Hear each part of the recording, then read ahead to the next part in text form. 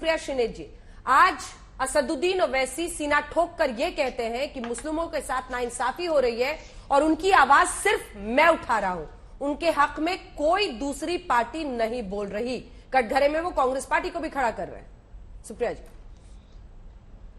नमस्कार आप सबको। असदुद्दीन ओवैसी जी क्या कर रहे हैं उससे मुझे कोई फर्क नहीं पड़ता है। उत्तर प्रदेश में एक चुनी हुई सरकार है और वो चुनी हुई सरकार क्या कर रही है उससे हम सबको फर्क पड़ना चाहिए। और मैं ये एक वजह से बोल रही हूँ, कोई भी सरकार को ये इजाजत नहीं होती कि वो पुलिस का भी काम करने लगे, वो प्रोबेशनर भी बन जाए, वो जज भी बन जाए, वो ज्यूरी भी बन जाए और वो वर्डिक्ट भी पास कर दे। 600 साल पहले मैग्ना कार्टा में एक इंक्लूजन हुआ था कि किसी भी व्यक्ति को विदाउट ड्यू प्रोसेस अपनी जगह से डिसलोकेट नहीं किया जाएगा। इंडियन कॉन्स्टिट्यूशन में उसको और विस्तृत रूप से दिया गया, ड्यू प्रोसेस ऑफ लॉ कह के वहां से उसको नहीं विस्थापित किया जाएगा। मैं आपसे एक सवाल पूछना चाहती हूं, अगर चुनी हुई सरकारों का काम बुलडोजर चलाना होगा तो फिर न्यायपालिकाओं की क्या जरूरत है? क्यों कोर्ट रखने हैं हिंदुस्तान में? कोर्टों पर ताला लगा के कोर्ट बंद कर देने चाहिए। और ये महज संयोग नहीं है ना कि कोई भी जब प्रोटेस्ट करता हुआ पाया जाता है उसी का घर ध्वस्त हो जाता है, उसी का घर इलीगल हो जाता है। यहाँ पर लीगल और इलीगल पे बहस नहीं करनी है मुझे, क्योंकि ये ड्यू प्रोसेस ऑफ लॉ में कोर्ट को तय करना था। लेकिन एक सवाल जरूर उठता है कि क्या उत्तर प्रदेश की सरकार वाटर टैक्स, बिजली टैक्स इलीगल जगहों से ले रही है? उत्तर प्रदेश की म्युनिसिपल कॉर्पोरेशंस क्या इलीगल वसूली कर रही है? अगर ये सब लिया जा रहा था तो कहीं पर वहां पे स्वामित्व था, वहां पर उनका नाम दर्ज था, इसलिए वाटर और बिजली टैक्स दिया जा रहा था। और ये आरोपी के नाम पर नहीं था, उनकी पत्नी के नाम पर था। मैं आपसे एक छोटा सा सवाल पूछती हूँ, कल को आपसे गलती हो जाए कुछ और पुलिस आप पे एक्शन लेने के बजाय आपके पूरे घर के खिलाफ एक्शन लेने लगे, ये कौन सा ड्यू प्रोसेस ऑफ लॉ है? तो मुझे ऐसा लगता है कि ये जो नया मॉडल चलाने की उत्तर प्रदेश से कोशिश करी गई थी और बाकी प्रदेशों ने भी इसका अनुकरण किया बुलडोजर मॉडल का, ये कुछ नहीं है, ये कानून व्यवस्था का अहंकार से चूर होना और न्यायपालिकाओं का ध्वस्त होना है। और इसीलिए सुप्रीम कोर्ट और हाई कोर्ट के रिटायर्ड जजेस ने और प्रोमिनेंट मेंबर्स ने जस्टिस रमन्ना को अर्ज किया है वो कि तुरंत सुओ मोटो कॉग्निजेंस ले इसकी और इसके खिलाफ एक्शन ले। जल्दी से शांतनु जी इसका जवाब दीजिए, फिर अन्य मेहमानों के पास जाऊंगी। छोटा सा जवाब, क्या आप लोग हाउस टैक्स, वाटर टैक्स एक इलीगल घर से ले रहे थे? देखिए, मैंने आपको फिर कहा, आपने खुद ही बताया 10 मई को 24 मई को प्रोसेस होता है, नोटिस दिया गया, नोटिस छपा गया और वो जो घटना हुई है उसके बहुत पहले हो चुका है। अगर किसी को इसमें दिक्कत है तो वो कोर्ट में जा सकता है। उत्तर प्रदेश में तो चाहे वो आजम खान हो, चाहे मुख्तार अंसारी हो, चाहे विकास दुबे हो, अगर इलीगल प्रॉपर्टी पे कब्जा किया है तो वो तो टूटेगा ही टूटेगा। जिसके दिल जल रहे हैं वो जले, यहाँ पर कोर्ट में जाए, यहाँ पे बैठ के छटपटाने से कुछ नहीं होगा। ठीक है, जवाब सुनिए सुप्रिया जी, फिर आ रही हूँ।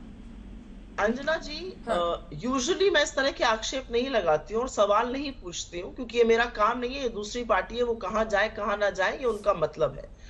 भारतीय जनता पार्टी का नेशनल स्पोक्स पर्सन भी यहाँ पर नहीं है, कोई स्टेट से भी डिफेंड करने को नहीं है। क्या भारतीय जनता पार्टी खुद शर्मिंदा है जो बुलडोजर की राजनीति चला रहे हैं उनके मुख्यमंत्री लोग? क्यों आज यहाँ पर वो डिफेंड करने को नहीं है? ये अपने आप में व्यूअर्स को सवाल सोचना चाहिए कि अघोषित प्रवक्ता आज क्यों डिफेंड करने पर उनको आना पड़ा, आज क्यों भाजपा के समर्थकों को समर्थन करना पड़ा बुलडोजर का? पार्टी के लोग कहाँ हैं?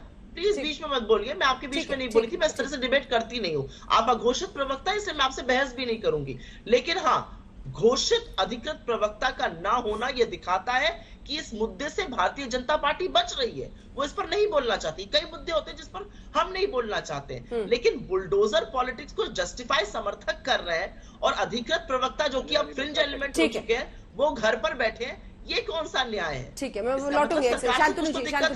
शांतनु जी एक लाइन से, बस 10 सेकंड। इंग्लिश में कहावत होती है, when you don't like the message kill the messenger. तो मेरे तर्क का तो जवाब नहीं दे पाए तो मेरे ऊपर ही पहले। ठीक है विक्रम सिंह जी, ठीक है विक्रम सिंह जी एक सेकंड, बड़ा इशू जो है उस पर आइए। अंजना जी, मेरा राजनीति से कोई लेना देना नहीं है। विद्वान अवकाश प्राप्त न्यायाधीशों से मेरा ये आग्रह था, इतनी बड़ी आपकी विद्वता और इतना अनुभव, विराट अनुभव, उस पर तो आपने कृपा की। और वो पुलिसकर्मी जो पिटे ठुके, जिनके ऊपर पत्थर चले, जिनके ऊपर मोलोटोव कॉकटेल्स चले, उनके बारे में आपके हृदय में कोई पीड़ा नहीं आई। शायद कदाचित वो आपके लिए एग्जिस्ट भी नहीं करते हैं। ना हो, कोई बात नहीं, पुलिसकर्मी किसी के मोहताज नहीं है, नहीं किसी कृपा की आकांक्षी है। लेकिन मैं ये जानना चाहूंगा, जिनके ऊपर कातिलाना हमला हुआ 307 IPC read with 7 criminal law amendment act, इसकी सजा 10 साल से ऊपर है। नूपुर शर्मा की जो सजा है वो मैक्सिमम 295 2 साल की है, 153 ए में 5 साल है। और आपने जो लाकानूनियत पूरे देश में फैलाई, 90 स्थान पर 14 स्टेट्स में और 35 जिलों में, और उसके ऊपर कोई बोलने वाला नहीं है। जिसने पत्थर उठाया उसके ऊपर कार्रवाई हो रही है, उसके बारे में कोई आलोचना नहीं, क्योंकि वो फैशनेबल नहीं है, वो प्रासंगिक नहीं है, वो रेलेवेंट नहीं है। अंजना जी, मुझे घोर आपत्ति है ये सिलेक्टिव आउटरीच से। आउटरीच होनी चाहिए थी। वो पुलिसकर्मी ये पाकिस्तान और चीन से नहीं आए हैं। आपकी तनख्वाह से इनकी तनख्वाहें आती हैं, आपके टैक्स से आती हैं। इनके बारे में कोई दर्द होना चाहिए था, नहीं हुआ, कोई बात नहीं। योद्धा और वीर किसी की कृपा के पात्र नहीं रहते हैं। अब मैं आता हूं बुलडोजर के। सारी जिंदगी बुलडोजर चलाए हैं और उसके कानून की परिधि में रहते हुए। मैं छोटी सी मिसाल देता हूं। अंजना जी, आपका एक एस्टैब्लिश्ड प्लॉट है, आप कहीं बाहर गई वेकेशन पे, मैंने देखा कि बड़ा प्राइम लोकेशन पे है, मैंने जाकर के वहां 2 दुकानें बना दी। आप लौट के आए कि आपने देखा कि मेरे प्लॉट पे 2 दुकानें कैसे बन गई। पुलिसकर्मी और अथॉरिटी वाले आए, उन्होंने देखा कि आपके मालिकाना हक हैं, और पुलिस वालों ने वहीं का वहीं उसको जमींदोज कर दिया। अब आते हैं जो नोटिस दी गई 10 मई, 24 मई, 25 मई, उसको हमारे विद्वान पहले कहते हैं साहब ये तो बैकडेटिंग है, ये तो साहब हेरा फेरी है। तो जब आपको कुछ विश्वास नहीं करना है, बेहतर होगा कि आप कोर्ट में जाएं और कोर्ट में जाकर के रिट पिटीशन दाखिल करें, कोर्ट को ही फैसला करने दें। लेकिन बुलडोजर कानून, मैं तो यहां तक संस्तुति करूंगा अंजना जी, इनके पासपोर्ट भी जब्त होने चाहिए, बंदूक के लाइसेंस अगर है वो भी जब्त होने चाहिए, और कोई सरकारी सुविधा मिल रही वो भी। क्योंकि पुलिस और प्रशासन के ऊपर पत्थर चलाएं, गोली चलाएं और फिर सारी सहूलियतें लें, दोनों बातें एक साथ नहीं हो सकती हैं। कानून तोड़ा है तो उसके परिणाम होने ही होने हैं। जवाब दीजिए इसका वारिस पठान साहब।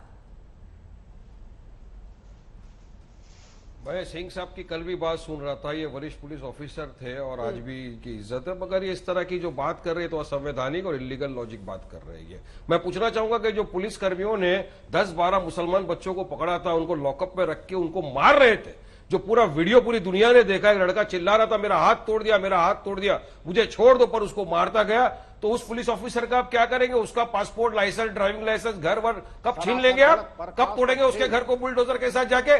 इसीलिए मैं बोल रहा हूं जरा जी, ये सेलेक्टिव पनिशमेंट में बिलीव कर रहे हैं ये लोग कानून को नहीं मानना चाहते, ये संविधान को नहीं मानना चाहते, ये कानून को अपने हाथ में लेके इंस्टेंट जस्टिस की बात करना चाहते हैं। इससे तो हमारा देश नहीं चलेगा ना। और मैं भी पूछना चाहता हूं, कहां पुलिस वालों पर पत्थरबाजी क्यों कर रहे थे? फ्रिंज एलिमेंट्स जो पुलिस वालों पर जो पत्थरबाजी हो रही करते थे, थी, वारिस पठान साहब, तक तो मोदी खामोश थे। वारिस पठान साहब, पुलिस वालों पर पत्थरबाजी क्यों करेंगे? अंजना जी, मुझे भी बोलने का ऐसा ही मौका दिया जाए जैसे दूसरे प्रवक्ता को दिया जाता है।